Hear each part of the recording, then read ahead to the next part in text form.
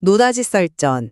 오늘은 국내 화장품 용기 시장의 강자죠. 이 펌텍코리아를 두고 한번 제대로 이야기를 나눠보겠습니다.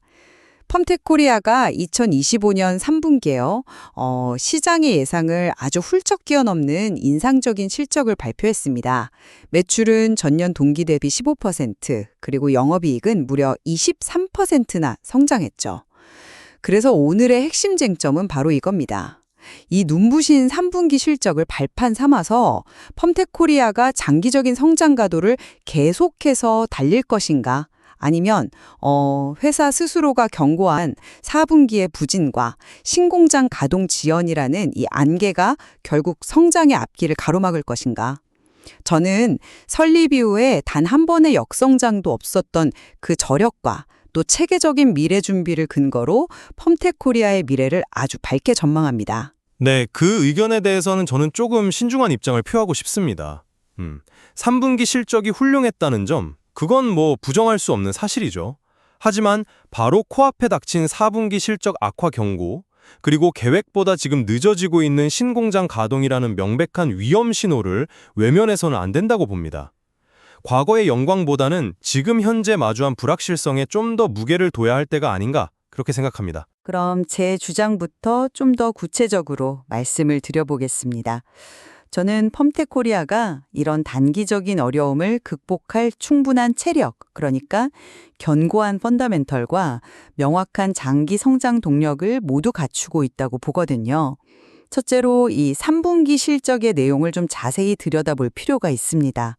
이게 단순히 숫자가 좋은 걸 넘어서요, 성장의 질이 매우 뛰어납니다. 매출 977억 원에 영업이익 153억 원, 주력 사업인 펌프와 튜브 모두 고르게 두 자릿수 성장을 기록했고요. 더 중요한 건 이 성장이 어떤 특정 대형 고객사 하나에만 의존한 게 아니라는 점이에요. 국내 양대 산맥이라 불리는 빅2 고객사, 또 요즘 떠오르는 수많은 인디 브랜드를 상대로 동시에 20%대라는 높은 성장률을 기록했어요. 이건 고객 기반이 얼마나 넓고 탄탄한지를 보여주는 아주 강력한 증거라고 할 수 있죠. 둘째는 위기를 기회로 만드는 그 탁월한 능력입니다. 3분기는 사실 전통적으로 선케어 제품 수요가 줄어드는 비수기잖아요. 네, 그렇죠. 보통은 그렇죠. 근데 펌텍코리아는 기존 선스틱 제품에 안주하지 않고 쓸 때마다 신선하게 내용물을 갈아 쓰는 그라인딩 밤이라는 아주 혁신적인 카테고리를 내세워서 비수기라는 말을 무색하게 만들었습니다. 이게 바로 시장의 변화를 읽고 주도하는 능력인 거죠. 마지막으로 미래를 내다보는 체계적인 준비입니다. 이 회사는 설립 이래로 역성장을 기록한 적이 없어요. 이게 운이 아니거든요. 경영진은 이미 K-뷰티 시장의 성장세가 언젠가 둔화될 수 있다는 점을 인지하고 육공장 증설을 통해서 헤어케어나 치약 같은 생활용품 분야로 포트폴리오를 확장할 계획을 세우고 착실히 실행에 옮기고 있습니다. 그러니까 단기적인 파도를 넘으면서 동시에 다음 항해를 준비하는 그런 선장과도 같다고 할 수 있겠습니다. 그 주장을 그대로 받아들이기는 좀 어렵습니다. 화려한 3분기 실적이라는 그 후사경만 보고 운전하기에는 전방 시야가 너무나 불투명합니다. 당면한 단기 리스크와 성장 둔화 신호가 훨씬 더 중요하다고 생각하는데요. 여기에는 한 3가지 정도 이유가 있습니다. 첫째, 4분기 실적 악화는 이게 단순한 우려나 추측이 아니라 회사 스스로가 인정한 기정사실이라는 점입니다. IR을 통해서 4분기 실적은 보수적으로 봐야 한다. 심지어 올해 중 가장 안 좋을 것이라고 직접적으로 언급을 했거든요. 실제로 10월 수주, 생산, 출고 실적이 모두 부진했고 이 여파는 11월과 12월 실적에 고스란히 반영될 겁니다. 둘째, 미래 성장 동력이라고 말씀하신 그 신공장 가동이 계획대로 진행되지 않고 있다는 점입니다. 4공장 이전 작업이 예상치 못한 실내 인테리어 문제로 지연되면서 생산 차질은 물론이고 추가 비용까지 발생하고 있어요. 완전 가동 시점도 결국 내년 초로 밀렸습니다. 더 먼 미래를 책임질 6공장 역시 착공이 지연돼서 2026년 하반기에나 완전 가동이 가능할 전망입니다. 계획의 지연은 그 자체로 비용이고 또 신뢰도를 깎아막는 요인인 거죠. 셋째, 수익성 하락 신호가 이미 나타났습니다. 3분기 영업이익률이 15.7%로 양호했다고는 하지만 역대급 실적을 기록했던 바로 직전 2분기의 18.4%에 비하면 무려 2.7%포인트나 급락한 수치입니다. 이건 매출 규모가 조금만 줄어도 고정비 부담 때문에 이익이 훨씬 더 큰 폭으로 깎일 수 있다는 이 제조업의 본질적인 취약성을 보여주는 대목입니다.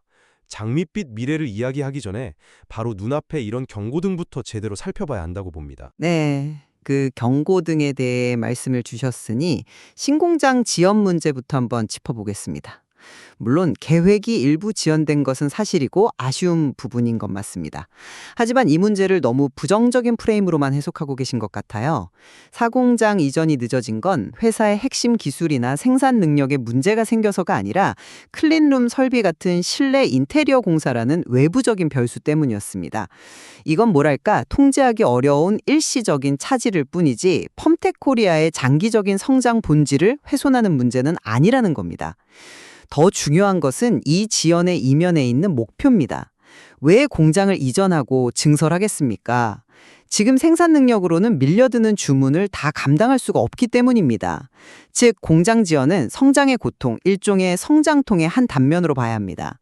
이미 사공장은 일부 라인이 가동을 시작했고요. 연말까지 순차적으로 이전을 완료해서 내년 초 완전 가동이라는 목표는 여전히 유효합니다. 단기적인 잡음에 흔들려서 생산 능력 자체를 거의 2배 가까이 늘리는 이 거대한 투자의 의미를 놓쳐서는 안 된다고 생각합니다. 가장 우려스러운 부분입니다. 예측하고 통제할 수 없다는 것, 그 자체가 핵심 리스크이기 때문이죠. 계획의 지연은 단순한 잡음이 아니라 생산량 손실, 즉 로스와 비용 증가라는 실제 돈 문제로 직결됩니다. 회사 역시 4분기 실적 악화의 주요 원인 중 하나로 바로 이 공장 이전 문제를 꼽았습니다. 미래의 생산 능력이 2배가 될 것이라는 그 청사진이 당장 이번 분기에 발생할 손실을 메워주지는 거든요. 오히려 이런 간단한 인테리어 문제도 예측 못해서 차질을 빚는데 과연 육공장 같은 더 큰 프로젝트는 계획대로 해낼 수 있을까 하는 이 경영진의 실행 능력에 대한 근본적인 의구심을 키울 수가 있습니다. 성장통이라고 하셨지만 성장통도 너무 잦고 아프면 성장을 방해하는 병이 될 수 있는 겁니다. 물론 그런 우려가 나올 수 있다고 봅니다. 하지만 저는 관점을 좀 달리하고 싶습니다. 경영진의 실행 능력을 의심하기보다는 위기에 대응하는 능력을 봐야 한다고 생각합니다. 앞서 말씀드린 3분기 실적이 바로 그 증거입니다. 2분기 대비 3분기 수익성이 하락한 점을 지적하셨지만 그건 계절적 요인과 제품 믹스 변화를 고려해야 합니다. 더 본질적인 지표는 전년 동기 대비 영업이익률이 1.1%포인트나 개선되었다는 사실입니다. 이건 회사의 근본적인 비용 통제 능력과 이익 창출 능력이 한 단계 올라섰다는 것을 의미하거든요. K뷰티 상장 둔화에 대한 우려도 마찬가지입니다. 회사가 그 가능성을 인정했다고 해서 손 놓고 있다는 뜻이 아니에요. 오히려 그 둔화를 미리 예측하고 헤어케어, 치약 같은 생활용품으로 포트폴리오를 다각화하는 준비를 하고 있다는 것이 중요합니다. 이것은 위기를 수동적으로 맞는 게 아니라 능동적으로 미래를 설계하고 있다는 증거 아닐까요? 흥미로운 지적이십니다만 그 이면을 들여다볼 필요가 있습니다. 전년 동기 대비 개선된 것은 긍정적이지만 분기 대비 마진이 거의 3% 가까이 하락한 게 과연 단순히 계절성 때문만일까요? 2분기에는 대형 고객사의 대량 주문, 즉 오더가 많아서 수익성이 극대화되었지만 3분기에는 그 비중이 줄면서 마진이 하락했습니다. 이건 특정 고객사의 주문 패턴에 따라서 회사의 수익성이 얼마나 크게 흔들릴 수 있는지를 보여주는 위험 신호입니다. 그리고 말씀하신 생활용품으로의 다각화, 그건 역시 방향은 맞지만 현실을 봐야 합니다. 현재 펌텍코리아 매출에서 화장품이 차지하는 비중이 97%에 육박합니다. 생활용품 분야에서 의미 있는 성과를 내기까지는 상당한 시간과 투자가 필요할 겁니다. 즉, K뷰티 시장이 본격적으로 둔화되기 시작하면 새로운 성장 동력이 자리를 잡기 전까지 실적 공백기가 발생할 위험이 있다는 거죠. 그 다각화 계획이 과연 충분히 빠르고 효과적으로 진행될 수 있을까요? 바로 그 변동성을 상쇄하는 안정장치가 저는 다변화된 고객 기반이라고 생각합니다. 펌텍코리아는 한두 개의 대형 고객사의 목을 매는 그런 구조가 아니에요. 3분기 실적이 이걸 명확히 보여줬습니다. 국내 빅2 고객사와 이름도 다 외우기 힘든 수많은 인디 브랜드들로부터 동시에 20%대라는 고른 성장을 이끌어냈습니다. 시청자 여러분, 요즘 화장품 시장, 특히 올리브영 같은 채널을 보면 매달, 매 분기마다 새로운 스타 브랜드가 탄생하지 않습니까? 펌텍코리아의 강점은 이 모든 브랜드가 잠재적 고객이라는 점입니다. 특정 최상위 고객사의 순위는 분기마다 바뀔 수 있어요. 하지만 전체 고객 포트폴리오가 워낙 넓고 탄탄하기 때문에 한두 고객사의 부진이 전체 실적을 무너뜨릴 수 없는 그런 안정적인 구조를 갖추고 있습니다. 이것이야말로 외부 환경 변화에 쉽게 흔들리지 않는 펌텍코리아의 가장 강력한 경제적 해자라고 봅니다.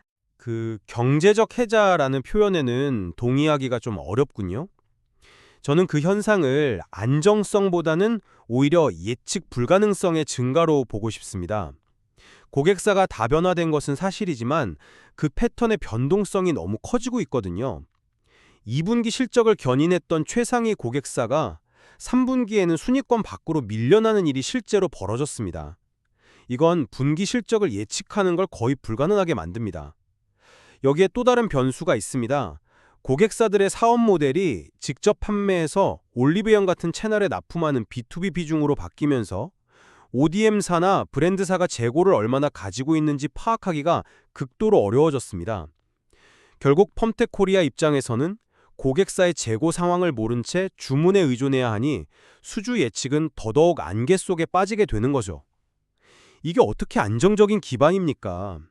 오히려 한 치 앞을 내다볼 수 없는 살얼음판에 가깝다고 봐야 합니다.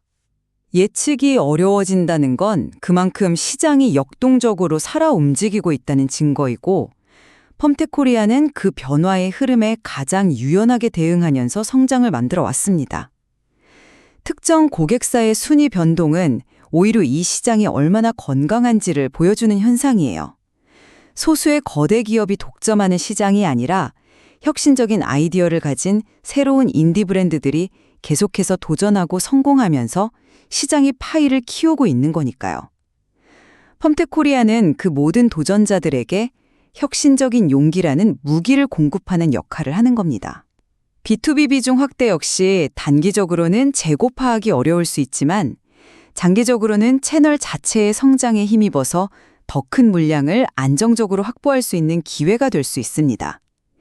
이건 불확실성이 아니라 성장하는 시장의 자연스러운 특징이자 기회로 봐야 할 부분입니다. 글쎄요, 10월 수주가 부진해서 11월과 12월 매출까지 직접적인 타격을 받을 것이라는 회사의 명확한 경고를 역동적인 시장의 기회라고만 해석하기는 어렵습니다. 심지어 시장에서는 4분기의 전년 동기 대비 역성장 가능성까지 조심스럽게 제기되는 상황입니다. 아직 흑자 전환을 못하고 있는 건식사업부의 부담도 여전하고요. 눈앞에 명백하게 보이는 위험 신호들을 외면하고 장밋빛 미래만 이야기할 수는 없는 노릇이죠. 단기적인 위험 관리가 그 어느 때보다 중요해 보입니다. 저는 그 단기적 어려움이 펌텍코리아가 쌓아온 장기적인 성장 추세 자체를 꺾을 정도의 구조적인 위기는 아니라고 확신합니다. 단기적인 실적 변동은 모든 제조업체가, 아니 모든 기업이 겪는 숙명과도 같습니다. 중요한 것은 그 파도를 이겨낼 수 있는 배의 튼튼함, 즉 펀더멘탈입니다. 펌텍코리아는 지난 수년간의 꾸준한 성장과 위기 속에서 보여준 혁신으로 그 튼튼함을 충분히 증명해 왔다고 생각합니다. 3분기 실적이 훌륭했다는 점, 그리고 회사가 가진 잠재력에 대해서는 저도 충분히 공감합니다. 하지만 바로 다음 분기인 4분기의 구체적인 실적 악화 경고와 신공장 가동 지연이라는 이 명백한 단기 리스크를 결코 가볍게 볼 수는 없습니다. 이것들은 단순한 추측이나 가능성이 아닌 이미 현실화된 문제들이거든요. 여기에 K-뷰티 산업 전체의 성장 속도가 과거만 못할 것이라는 거시적인 전망까지 맞물려 있는 만큼 펌텍코리아의 미래 성장성에 대해 지금은 한 걸음 물러서서 보다 신중하고 보수적인 접근이 필요하다고 최종적으로 말씀드리고 싶습니다. 저는 그 모든 단기적 어려움이 더 큰 성장을 위한 과정에서 발생하는 성장통에 불과하다고 생각합니다. 설립 이후 단 한 번의 역성장도 없었다는 그 놀라운 트랙 레코드, 비수기를 무력화시키는 제품 다변화 능력, 그리고 4공장과 6공장 증설을 통해 미래 시장을 준비하는 명확한 장기 성장 계획, 이 모든 강력한 증거들이 펌텍코리아의 지속 가능한 미래를 기대하게 만듭니다. 단기적인 변수에 일희일비하기보다는 회사가 그려온 성장 곡선과 앞으로의 비전을 믿어야 할 때라고 생각합니다. 결국 펌텍코리아의 미래는 현재 마주한 단기적인 변동성을 얼마나 슬기롭게 극복하고 또 다소 지연되고 있는 장기 성장 계획을 얼마나 차질 없이 실현해내는지에 달려있다고 볼 수 있겠군요. 맞습니다. 결국 숫자로 증명해야 할 때가 온 것이죠. 곧 발표될 4분기 실적 발표에서 회사가 제시했던 우려를 어느 정도 수준에서 방어해내는지, 그리고 약속한 2026년 초 4공장의 완전 가동이 순조롭게 이루어지는지, 이 두 가지가 향후 기업의 가치를 판단하는 가장 중요한 분수령이 될 겁니다. 시청자 여러분께서도 이 두 가지 포인트를 주목해서 지켜보신다면 아주 흥미로운 관전이 될 것 같습니다.